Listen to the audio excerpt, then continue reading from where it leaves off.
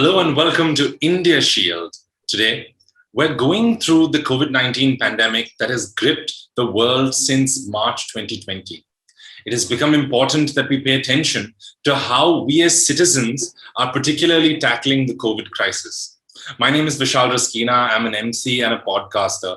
And I found the topic that we have for today, very, very interesting. And it is perspective, policing during a pandemic with Kausar Khalid, Indian Police Service, Commissioner of Police Railways, Mumbai, Maharashtra State. We will hear from IPS Kausar Khalid about insights from the pandemic as a law and order situation. Who is a responsible citizen during a pandemic? What protocol must we follow with regard to travel and public transport? How are the authorities assuring us of safety once things open up? Followed by questions from the audience. Now, a little bit about our speaker today. Kausar Khalid, IPS, Commissioner of Police Railways, Mumbai, Maharashtra Police, comes with over 20 years of experience in law and order policing, mega city policing, administration, human resource management, traffic management, community policing, crime control, planning and execution of projects, training, and anti-insurgency operations. He's a strong military and protective services professional and has received various awards like the IBPC Dubai Excellence in Leadership Award 2017, Premchand Samman 2016, Maharashtra State Urdu Sahitya Academy Award 2014, Maharashtra Government Vriksha Mitra Award for his environmental conservation 2008. He is also recognized by UNICEF for his efforts towards the battle against COVID-19 for contributing to the Maharashtra COVID PECONET mission. The decorated police commissioner has also some poetry books to his credit, like Shaur-e Asar, The Consciousness of Times, which won an Academy Award, and Dasht-e-Jaan, The Wilderness of the Soul. Now, over to IPS Kausar Khalid. Good morning, everybody. I'm Kausar Khalid, and Vishal just cut 5 increments away from my salary. Now I put in 25 years of service. So let the government not know about this, else my salary will go down by 20%. And as it is in pandemic, we are hard pressed for a lot of things. So that was the lighter part of the things. Now the issue on which I am supposed to speak is one, insight from the pandemic as a law and order situation. Now friends, this pandemic, as all of us have suffered, there's hardly any family whose members or whose extended family members have not been infected. All the last 1 year or so, we are getting a lot of news about demise, death of our beloved people, relatives, friends, family members, and so on. Very difficult situation for all of us, including we in police. Now, pandemic was a situation which was never faced by many generations. The last pandemic which occurred in India was in 1918 when Spanish flu struck the country, wiping out a substantial population, a proportion of population. Now 1918 to 2018 is almost 100 years. So this was a situation in which we were never trained. We were trained in containing, managing, controlling, directing a public order situation, may be it a morcha, a rally, a congregation of people, as big as maybe Kumbh, and or lots of electioneering things that you see almost on a daily basis in different parts of the country. Now, in all these things, we know who is the target person, who is the target group, and we know the wherewithals of containing, controlling, directing, persuading, dissuading these people. But in this pandemic, everything changed overnight. We do not know the person or the thing with which we are confronted with. It's a virus. None of us can see it unless you're in a lab. And this virus can infect anybody. It can travel at any part of the country. It can come to family. It can come from any source, be it workplace, be it travel, be it any other thing, meeting friends. Everything that we knew as way of life got changed with a shocker overnight.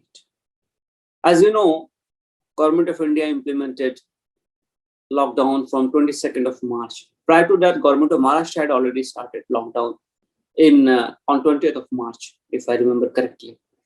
Now, what is lockdown? What was our first challenge in lockdown? A lockdown is a situation in which you are not supposed to come on public places like road, garden, beaches, malls, multiplexes, shops. Everything closed overnight. We who are fortunate to live in big houses may never realize the pain of living in a small room with 8-10 other people. Now, it is a situation in which the middle and upper middle and elite, they could probably adjust. They may be in their houses, they have got televisions, they have got some books to read, they have got music systems, they have got other engagements online. But what about the people who live in small houses, who live in slums, who are workers, who are working in factories, where they are doing shifts? What about them? How do you control such people from coming out? And imagine a situation where you have common toilets, common bathrooms. In a lot of slums, you don't have personalized bathrooms. It's a common facility. Now that common facility is used by everybody. We do not know who among them is the carrier. So what happened? There was a huge possibility, a dangerous possibility of you getting infected. So what you try to do? You try to come out of that space, that congested space. So our first challenge was to contain people within specified areas and not allow them to come on the road. Now it is easy to say that, but it is very difficult to implement. You have got business commitments, you have to go and get your food, get your drinks, get your other essential supplies, get your medicine, to visit a person who is unwell, sick, and otherwise other social commitments. Everything comes to a standstill. Human nature does not agree to this very easily. So our first challenge was how to ensure that people are restricted to their homes, their houses, their neighborhoods. Very difficult challenge. So a lot of things, a lot of innovative ideas had to be brought in. We started using PA system announcing why it is necessary to be inside their homes, because I have to convince, I cannot use force. They are my own people. They are the citizens of this country and they are not breaking any law. So I have to convince them why they should not come out. One. For that, I must have an extensive PA system mechanism, especially in urban areas where the density of population is very high. Yet, people will come out. They will not listen. They will get frustrated. They will get agitated. They have to do the necessary things. So they were coming out. So we started with another thing, which was called patrolling or marchers, where the senior most officers also came. And we also gave a demo how to behave, what to wear, how to protect oneself. So the PA system is announcing the things and the senior officers are marching into different lanes, by lanes, LAs in these areas. In fact, all areas on the roads. The second thing was that. Third, if you were to come out for something, then checking. Now a lot of nakas came. The issue in Naka is this, that you come in proximate contact with people. That means you have to check their papers, you have to check their identity, you have to check and ascertain the reason, because certain essential things cannot be put off. Therefore, we issued passes. Now you have to check those passes and you have to see that the person who is actually out is the one who is having that pass. That means you come in proximate contact with that person. Now, when you come in proximate contact with that person, what happens? There is a high probability of you getting infected. That means you have to wear a mask, a face shield, you have to use sanitizers, you have to keep a social distance, but every time it is not possible to do these things. So a lot of our own people got infected. A lot of our own people suffered, died also, casualties. In fact, if you see All India Police casualties, they will be in hundreds, if not in thousands, in fact in thousands. So that was a very difficult situation for all of us. Then what happens? You close down all the hotels. You close down most of the shops. I'm a worker. I am dependent upon a hotel. I do my shift. I do not have enough space to cook. So I go and have my dinner or lunch or breakfast in a hotel. That hotel is simply not available. How do I survive? Where do I get ration? Even if I get ration, do I have the wherewithal to cook it? So a lot of problem of food came. And I'm happy to note and share with you that a lot of NGOs started working. We ourselves, I've got my own NGOs, we started distributing food. I've served as additional commissioner in East Mumbai, where most of this working class is located. That is center for hosiery, clothing, stitching, bag manufacturing also, a lot of zari work, a lot of other related works, leather works. So these people were completely without food or even milk. So we started distributing around 30,000 food packets every day.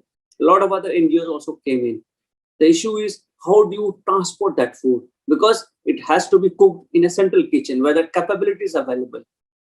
Lockdown came very, very suddenly. Therefore, there was no preparatory arrangements that you create these infrastructure and facilities.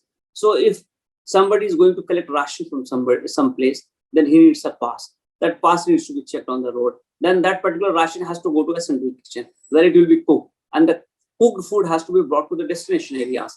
And in the destination areas, it has to be distributed.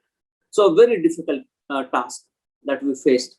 And I'm happy to note that police all across the country have been on the forefront in coordinating these activities with NGOs, with other voluntary organizations in arranging food for these people who are stuck up because of COVID situation and lockdown. Now, the trains also came to a standstill. You remember that train services were suspended for a period of time because of the increasing cases. So what has happened? That there are workers who are not having adequate food and also milk and other essential supplies. They are crowded and jam-packed in small areas, in slums, in lower income group areas. And they want to go back to their homes because the villages are still quite open. There is a space here, there is food here, and there's a lot of people who can comfort these people. So everybody wanted to go back home. Please remember that in Mumbai MMR region, that is Mumbai metropolitan region, that is Mumbai and its suburbs will be around 70, 80 odd kilometers around. Around 42% of the population is constituted by people who have come from outside the state of Maharashtra.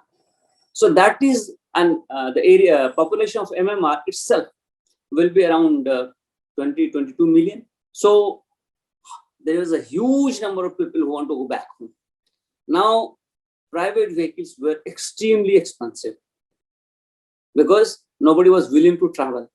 So they were quoting any rates. And even if you are able to hire a private vehicle, you have state restrictions. That is, at every border, they will be checked, whether you have an RT-PCR, you have other things, this and that. So a lot of hindrances came in the way of going, say, from Mumbai to Uttar Pradesh or Bihar. So that was not a very preferred option. Flights were very costly. And in flight, you do get come in a congested area. There was a fare also. And the trains were not working.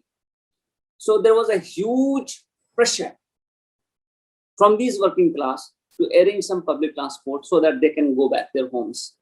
Fortunately, the Shramik specials were started and there was a huge rush. Initially, the Shramik specials were free of cost. But then how do you ensure that these trains are available to deserving people? And how do you know how many people want to go back home? So we started a system registration with police stations. Then that registration list would come to Railway Police, that is GRP, which I'm heading as of now. GRP would segregate these people destination wise, and then we will requisition racks from the railways so that we know how many people are going to Gorakhpur or how many people are going to Patna or Darbhanga or Muzaffarpur, like that. So these racks were made available. Then we would call these people, yes, this is the time of your travel. The issue is this, everybody used to come to railway station. Our railway stations are not designed to contain hundreds and thousands of people. They are designed to contain maybe a few hundred people who would come to board the train. And as you know, the train does not get all the passengers from one destination only. It gets its passengers from different stations where it is stopping. So there is a system of allotment of berths. Now huge number of people started coming. Remember, in COVID, we had situation where social distancing was mandatory, where wearing of mask is mandatory. And remember, this is a situation in which it is not one person who is willing to go, it is the entire family which wants to go back. Now they come pretty early to the railway stations because free tickets are available. Somebody has to go and get the tickets. So everybody is just congregating there because their groups are there. It was a very difficult situation, led to a lot of public order problems in the first phase.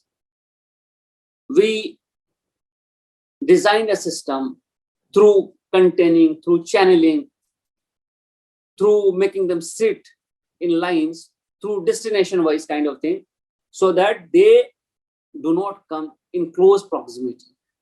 And in the first phase of lockdown, we were able to transport around 15 lakh people to different destinations, including Uttar Pradesh, Bihar, West Bengal, Rajasthan, Gujarat, Madhya Pradesh, Chhattisgarh, Odisha. And that was a situation which was very, very difficult because once, even if you get a ticket or a seat, there are no stalls available supplying food and things. And mind it, it is a long journey, 30, 35 hours, maybe at places.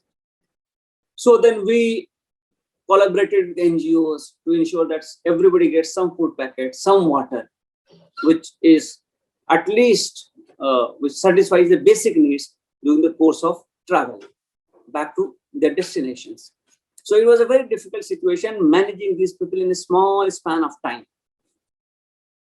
What were the protocols that we followed? Well, there were protocols issued by government in this regard. And it is almost common to every state. One, there should be social distancing. So how do you ensure social distancing? In social distancing thing, you ensure if you are traveling by a private vehicle, by cutting down the number of persons traveling in that vehicle. Suppose if the rated capacity is 1+7 in a SUV, we brought it down to say 3 or so, 50%. Similarly, in cars, we did these kind of things. In public transport, 50% of the occupancy, that was the kind of thing. In railways, we ensured that only as many people are permitted as is the number of seats. Mind it, there were no berths. It was number of seats. That is general class. You are just sitting there and then you are going. So if general bogie can sit 112 people, so 112 people were permitted. Only that much. If there are more people, then we would arrange for additional racks later on. So that was one thing. Then mask wearing was a mandatory thing. Then we started doing thermal scanning actually to ensure that no infected people go. Because if you remember initially, a lot of people who were infected also went and consequently they infected the others traveling with them.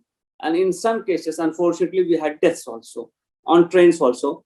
And so we ensured that there is some kind of thermal scanning where we are able to isolate people with high body temperature at the starting point itself. It took a while for us to get ready for this, but we did implement this thing on major stations in Mumbai. So that was the thing which we had to face. What is happening now? You see, lockdown got unlocked post, say, October or so, September onwards. We started unlocking gradually. And November, December were the periods where we were pretty at ease. That was called unlockdown. Again, the number of cases in phase 2 or second wave, they came up and they were much higher in number compared to what we had seen in the first phase. People who had gone back home came back because you have to earn. And for earning, you must be at the place of your job. So they had come back. So in second phase, we learned a lot of lessons. We implemented a lot of lessons which we learned from the first phase. So what we did, for example, I had taken over as Commissioner of Police by that point of time here. So what we did, first we planned that nobody will come to the station for the purpose of purchasing a ticket. That means the entire ticketing was made or shifted online. So you actually purchase your ticket by sitting at home or through an agent or so. So the crowd which was coming to railway station for purchasing ticket, and which was actually coming much ahead of its scheduled departure time, got checked. Second, the better awareness you can make, the better contact you can make with the people, the better it is. So we asked them to come 2 hours prior to or 3 hours prior to the departure of the train. Initially, we were letting people inside the railway station, but during the phase 2, we ensured that the access point, entry point itself is manned, and there only we bring the first control. That is, only if your train is scheduled to depart soon, you'll be allowed. So we reduce the crowd there. Then we made segregation destination wise. So if a train is going to Gorakhpur, so it is a separate line. If a train is going to say Cuttack, it is a separate line. Or if a train is going to Darbhanga, it is a separate line. So we ensured that we tried making people sit in lines so that there is minimum movement. Also, in the lockdown 2 time, our communication rapport with NGOs was much better. So we started this stall actually to ensure that whoever needs food and drink actually gets there. And also, if you remember, because by the time we had the second lockdown, we also got used to a lot of practices. So people brought their own food and other drinks, and while they were going on boarding a train. Remember this thing that during this period, we did not stop many regular services which were running. So in the first phase of lockdown, we were transporting people only by seating. There were no air-conditioned bogies. There were no berths actually. This time we had berths. We had air-conditioned bogies. We had many regular trains running, called holiday special only, but they were like regular trains. So what happened? That the management was much better. We realized that there were a lot of touts which were operational in the first phase. They were selling tickets. So we created vigilance teams to ensure that no such thing happens. Then we segregated destinations. Trains will start from different destinations in different areas. Some train might start from CST or VT, as you know. Some would start from Dadar. Some would start from Lokmanya Tilak terminus, which is Kurla. Some would start from Bandra. Some would start from Mumbai Central. Some would start from Panvel. Some would start from Kalyan. So what will happen? What happened? We actually ensured that all the crowd does not come here in Mumbai to one station or a few stations. We segregated the crowd as per destination. So that helped us.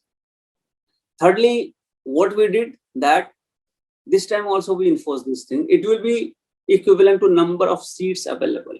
Only that many passengers will be permitted. So with a confirmed ticket, adhering to number of seats available, we were able to contain the flow. And wherever the number of waitlisted passengers increased, we ensured that additional racks are made available. So another train was made available to take these people back home. This time we made a lot of other changes in the system of management itself. There was no registration. Ticket was purchased online. So the congregation at the police stations and then registration and all the chaos was done away with proper communication with them, segregation of timing, segregation of destination, segregation of starting points. We were able to have a chaos-free arrangement of transport. And you'll be surprised that in the first phase, we ensured or we arranged travel of 15 lakh people. In the second phase, we arranged travel for 53 lakh people, which is almost 3.5 times without any chaos, without any problem. And we also countered a lot of rumors that many people, mischievous elements, was trying to spread that there's so much of crowding here and there. You remember in the first phase in Bandra, a lot of people gathered outside the railway station because of a rumor. And there was a major law and order problem. This time we ensured that no rumor is left unchecked. We countered it immediately, reached out to people through different social media. We had number of the people, a mobile number who were traveling and all kind of things. So we came to press. So we ensured that there's no chaos. Adequate number of trains are available for everybody and people have a smooth journey and a better experience. We also ensured that this time our own men and people are vaccinated. They learn their own lessons. So in the first phase in the railways, we had around more than 600 infections and around 6 deaths. This time we had hardly 200 odd infections and 2 deaths. So we cut down on that. We also ensure that our people, not only them, but their families also are vaccinated. So that these people, even if they're infected, when they go back to their families, these families do not get infected by the virus that this chap may be carrying. So we ensured that. In the first place, we have to create COVID care center for our people, because such was the number of people getting infected. I'm talking of the railway police. If you look at Mumbai police, the number would run in thousands. There also, we started a COVID care center, and there are a lot of referrals to good hospitals, because many of our own people were suffering, and a lot of them have actually sacrificed their life on the line of duty during this period. So that was the situation that we faced. So the question of morale was there, because morale was running low. So senior officers went on the spot. They led from the front. We ensured that our own people are looked after through supply of all these essential items like face mask, then face shield, immunity boosters, and they are taken care of their food if they are there, because the hotels are closed. So providing food at the station, at the point of duty, and everything like that. So that was a situation in which we operated, and it was a difficult situation, let me tell you, because we never knew what kind of things were there. We never knew who is our enemy actually. We could not see that enemy, and yet we were prone to get infected. So very difficult situation everywhere for the police to ensure that the movement is restricted to the minimum, to ensure that people do not come out of their houses, to ensure that guidelines regarding behavior, which are appropriate to COVID, are conveyed to the people. We had to ensure that those who come out, they do not flout the rules. We have to ensure that we do not use force while dealing with these people. They're not criminals. They're not delinquents. They're not breaking law. They're coming out because there is a need for them to come out, in the sense they have to go and purchase something essential, that have to go to the hospitals where somebody may be admitted, and a lot of other things. And a metropolis, when you're dealing with where 22, 23 million people are living, it is really a very, very difficult challenge. But when I look back, I have a sense of satisfaction that we could discharge our responsibilities, maybe with a lot of efficiency, and we should feel contented that whatever responsibility government gave us to implement, we are doing that. In fact, I'll tell you, now Government of Maharashtra has issued an order, in fact, since last 2 months, that everybody who is coming to Maharashtra by train will have to go through a screening regarding COVID. If he is bringing an RT-PCR report, which is negative, fine. If not, then he will be checked. So every major station is having thermal scanning, rapid antigen test, ambulances, and evacuation plan. If somebody is found positive, then what is the level and nature of the illness, and what kind of response needs to be undertaken. Therefore, he may be asked to be in home quarantine. He may be asked to go to a COVID care center. In fact, he would be evacuated to a COVID care center if needed, or maybe admitted to a hospital. So a lot of issues came up, and which were very new, which we never faced actually. And that was a great learning as leaders of the force for all of us. So this in brief was what we did during the COVID, or what we try to do in the COVID. The situation has not eased completely as yet. Still, a lot of restrictions are there on travel, and but I think in last 15 months or so, people have also learned COVID appropriate behavior, and I'm happy to note that at most of places we got a lot of cooperation from people. Thank you. Thank you so much, sir, for that. I think this has been a fantastic speech, a fantastic I think before I start with even a questioning, I really want to thank you for your service. That is very, very important. And for all the good work that you, your teams, and everyone has, come kind of put together to make us safe, which is so important. And that's exemplary, by the way. So thank you so much. Before we kind of take it forward, I want to now sort of ask you, because everyone's going to ask this question now in a bit, that what's the plan for the future? I understand we're looking at an unseen enemy, but what is the plan for the future? How do we get even more prepared towards this? You see, the lockdown cannot go on indefinitely.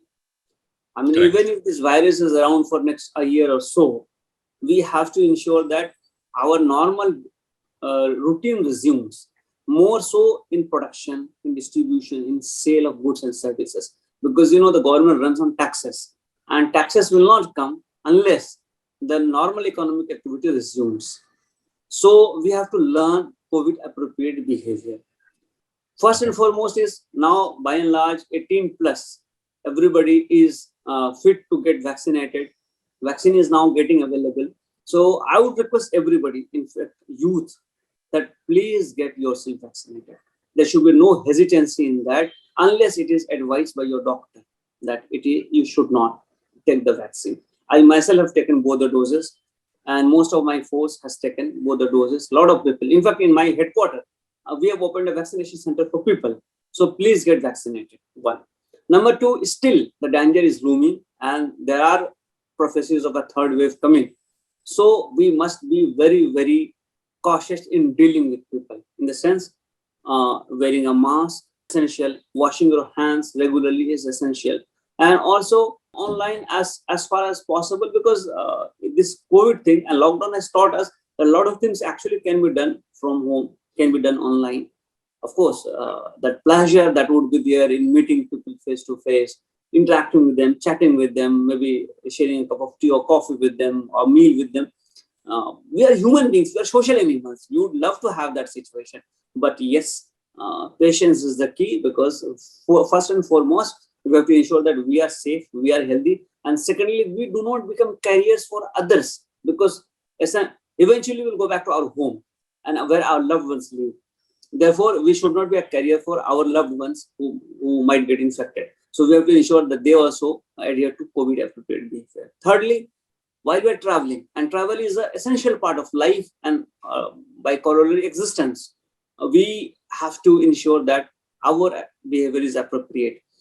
Metro is already operating in Delhi. It will start. Suburban services, maybe in a month's time or 15 days time, will start as the cases go down. But there also we have to ensure that we have a segregation of timing. One, we adhere to the appropriate behavior. Two, three, we ensure that we do not come in proximate contact with people unless it is necessary, or I should paraphrase it, absolutely necessary. There are certain things which are social requirements, like meeting, partying, birthdays, a lot of other things, marriages also. I mean, now I've started getting invitation for marriage, but I'm regretting because I say COVID, I cannot go. So I know this is important for all of us to be present at the right place at the right time, but your health is equally important. So while traveling, please adhere to the COVID appropriate guidelines, because at least for next 3, 4, or 6 months, I think that will be a necessity. Hopefully, by the end of this year, most of our population will be vaccinated. So we would have developed antibodies, but we do not know. The virus mutates, and maybe new varieties come, and we might face certain other challenges. So that is the second part. Third part is this, that this COVID has taught us to cope with stress. And a lot of people are suffering a lot of stress. I myself, I was a person who used to meet 10, 15, 20 people every day. Now, there was a time when there was nobody coming. So loneliness is there, feeling of frustration is there, a lot of stress is there, gyms are closed, there are a lot of restrictions on parks also. I have been scolded a number of times myself for during walk. So, you see, that is what life is. So we have to learn those behaviors. We should be ready, and please don't neglect your health. Don't put on a lot of weight, because most of us have put on weight because we were not doing exercises. So we have to go online for exercises and other things. So I think changing, modifying our own behavior, increasing our immunity, minimizing the chances of our exposure to COVID carriers is the key. Perfect. So what I really liked, sir, is the fact that you really admitted that, we are social animals, and till the pandemic kicked in, we never realized how much we really enjoyed meeting other people. What I really like also is the fact, how you've kind of admitted, that there is a certain bit of loneliness, or, there is a mental toll when it comes to not getting out there. What are like the personal, this thing, because before we move to questions from the audience, and I would request people to keep asking questions there also, we'll start with a round of questioning. But this is something, because this is something even I've gone through, and I'm glad I'm getting to sit across and ask you this, that on a personal level also, and especially, when you're dealing with huge teams, how do you, because you spoke of morale, how do you deal with like the mental aspect of it, to kind of keep it up? You see, as leader, it is very important that people see you as their own, one of their own.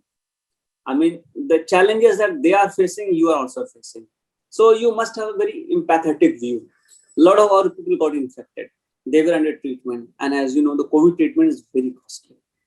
So first thing that we did, we ensured that they get enough advance money to fight that thing.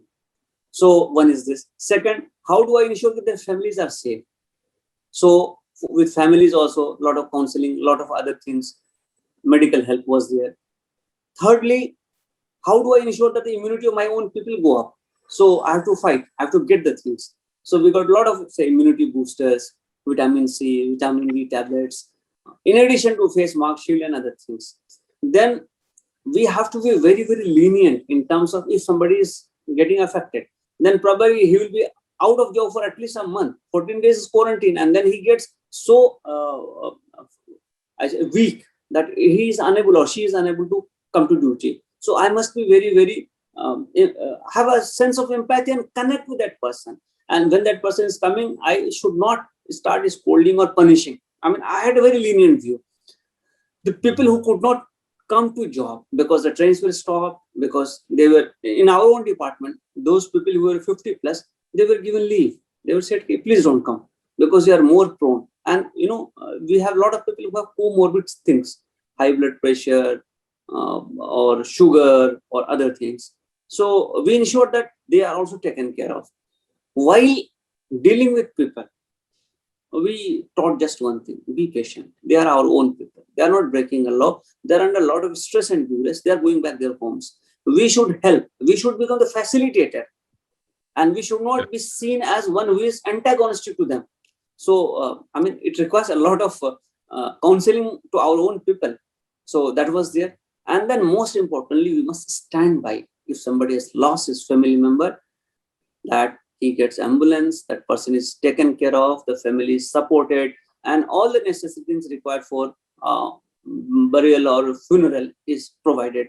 And also immediately a person from the family is given job as per government guidelines. So we ensure that people do get job immediately, and training, whatever is needed for that purpose, is imparted to them. So being with them, being seen with them, being seen suffering the same thing that they are suffering, and being seen as exposed to the same kind of threat that they are being exposed, I think that did a lot of good things for us, where then our own people started believing in us. And secondly, technology came in handy.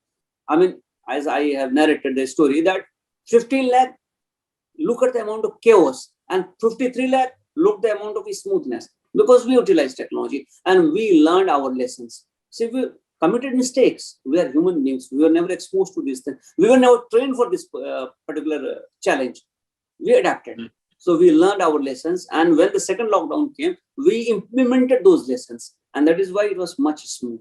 So I think, see, as leader, you are seen as the head of the family, father figure. So a father must behave like a father.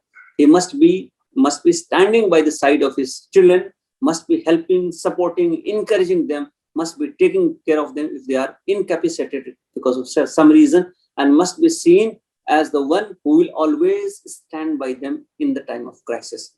I think that was the takeaway during pandemic for us. I think that's amazing, because you spoke of empathy, and I feel we have to kind of experience empathy, or feel empathy towards our fellow men and women also. So now we have some questions coming in. Neha Rao asks, curious to know about how the police force managed their daily duties in the peak of the pandemic. Neha, it was difficult. One, I'm talking of Mumbai. Mumbai, the trains are always available. And suppose if I were to travel from Kalyan to Mumbai, which is around 70 kilometers, I will take maybe an hour. But if I were to come by a vehicle, a private vehicle, it might take even 2 hours. So train is a very quick medium of travel. One. For us, we get passes also. It is kind of free, of course. We compensate the railway for that cost. So for our men, it is free. So you don't have to pay anything. And thirdly, you know exactly. I mean, you reach to your destination, maybe from there it is a 10-15 minutes walk to your thing. Then you have food available. You bring your tiffin for the lunch, and when you go back night time, you have your dinner. In between, food stalls are available, chai is available, everything is available, foods are available. Everything went away. Now tell me, what do I do? So I have to use my old motorcycle. That means I have to fill the petrol. Then I have to drive it for so much time, and then again going back, and then there is no food available. So lot of challenge. My duty hours increased, got enlarged actually, because then traveling almost took twice the time that it used to take by train. Then the food was became under issue. Third, that I am always constantly under the fear that I might get infected. So for the first time, we realized कि इंसान से कतराता है.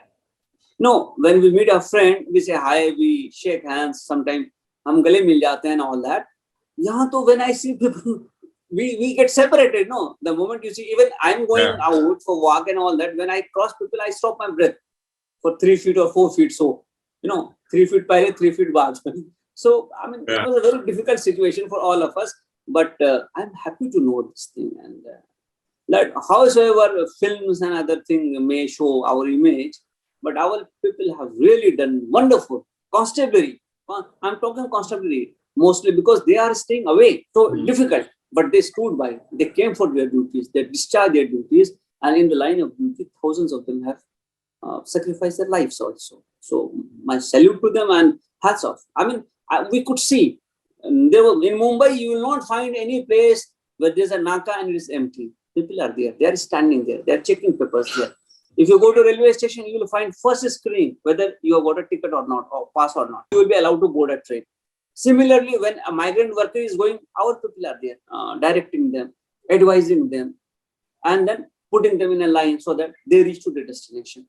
So it is the ordinary constabulary which has performed excellently. And I think that is something which we all must record. I think that's great because so in the first lockdown, my building did not get sealed. In the second one, when it became even more aggressive, my building got sealed, and the level of strictness that was there by the cops, by the BMC, by everyone was so this thing that nobody got out of their flats. I think that's great when it's a huge tower, and nobody is getting out, and everyone's listening to this. So that's something I really like. You spoke about having this constant fear of being tested positive. So Niharika Khanna asks a question saying, if a police officer or anyone in the police force tests positive, how and where did they quarantine? How was the safety ensured for both the family and the person itself? If unfortunately some of our own men got tested positive, so we would immediately assess what is the condition. So we had to start our own COVID care center for policemen. Those, as Vishal is conversant in Mumbai, in Kalina, there is a LA 5, Local Armed Police Branch 5. So we started a hospital there, COVID care center there. And for railway police, in the Godrej premises in Vikhroli, we started a COVID care center. So initially we would put the person there, and monitor his parameters. Depending upon the situation, if he needed referral to a better hospital or bigger hospital, then Seven Hills Hospital was declared an exclusive COVID center here in Mumbai, and maybe the case elsewhere also in other states. So we shifted that person. We ensured that there is adequate advance given to the family to purchase medicines and other things, because remdesivir and other things were pretty costly. So and we also ensured that, in fact, in the second phase, I myself started a free oxygen supply through our NGO. So oxygen cylinders are available to the people. And we also got anybody who came in proximate contact tested. And we were doing this from our welfare branch of police, so that people are taken care of. So despite having large infection, our mortality was pretty low. And mind is that many of us have actually comorbid situations because of certain habits that we have. We don't eat on time. Also, we do not get much time for exercise and all that. So at the constabulary level, comorbid situation was there. That is why we took a policy call that those who are 50 plus will be given leave and will not be called on duty during the pandemic period. And that we did. We managed with whatever staff was left. And within that also we had infections. But all in all, what I can say is that we ensured that there is immediate detection, immediate isolation, immediate help, and referral to a bigger hospital if needed. And if unfortunately the person passes away, then all the other necessary help which is needed for the disposal of the body and for the employment of one of the dependents, depending upon what rank he was. Amazing. Rahul Sharma asks a very interesting question saying, what are the places that one should avoid even if the city opens up? The places where there's a lot of crowding and where we do not know people.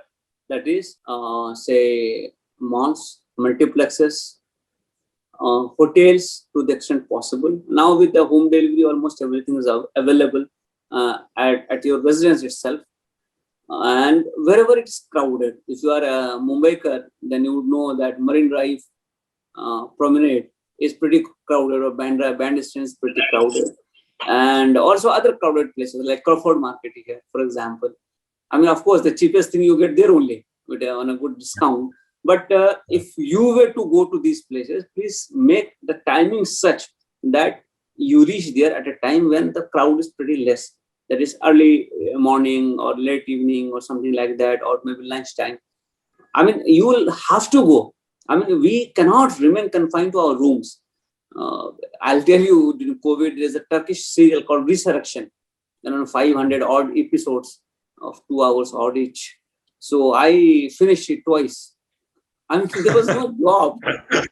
So, and that was also fasting period. So I used to sit, post my night prayers and be there till morning when I got my morning meals. And that was my routine at that point of time, because it was extremely frustrating. What do you do? So avoid if possible, and if not possible, then make your timing such that you reach immediately when the thing opens, so that the crowding is less and your things is done.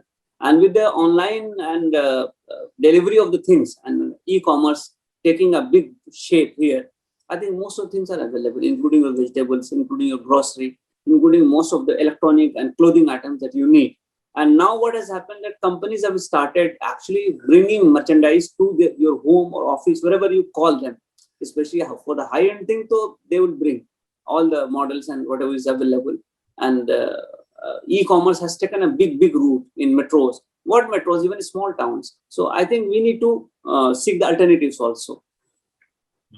So one final question. I know we've spoken about everything in terms of how you've been so instrumental in this pandemic, and how you will continue to be as instrumental and even more in the next one.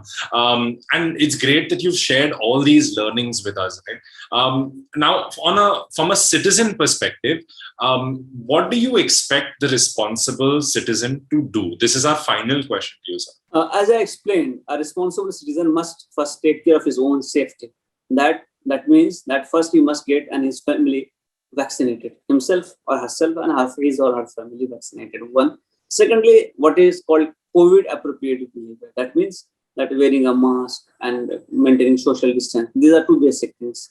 Thirdly, if you are to go out, please ensure that your timing is such that you are not caught in the crowd. So segregate your timing. And also, if you're working in an office, officers need to learn from this COVID thing, and they need to segregate their timings. And in fact, in West, if you see, officers will start maybe at 8 and will close at 5 or something like that. So we need to go for a segregated timing for officers also. And wherever it is possible to work from home, we should go for work from home option. I know it is difficult, work from home. People are complaining that they are working more actually in work from home. But then for at least a year or so, I think we need to have this kind of thing. And also from time to time, guidelines to come. So we should read, and we should not fall victim to rumors. We should cross-check. There are a lot of rumors. I mean, my own relatives, they said, in this vaccine, half is vodka, half is water. So he did not take the vaccine when it was due. Later on, I had to struggle actually. and then go on coin and this do this and that. So a lot of rumors were actually being spread by interested parties. So that thing we should avoid, and we should cross-check anything from authorities. If we listen about, hear about something, we come to know about something, please cross-check. The moment you start this, you adopt this habit of cross-checking, you will be surprised to see 80-90% of this communication will just go away. This is just trash, which is coming on different social media. And go to ICMR site, go to Government of India site, go to state government site, you will get the correct picture. So do cross-check. And in case of any issues, whoever is the nearest authority, ask. And I've seen that people are helping. So it's like this. So little modification from our behavior side, little modification from government side or authority side. I think we can see through this challenge, and maybe पुराने दिन वापस लौट आएंगे. Definitely. Thank you so much, sir. I am definitely going to at least follow you on all social media, at least to check out even your poetry. So thank you so much for sharing this 1 hour with us and with everyone here. And we've had a lot of questions, but I mean, we've had time for only so much. But thank you so much. And thank you for your service once again. Thank you, everybody, for tuning in to today's session. Stay safe.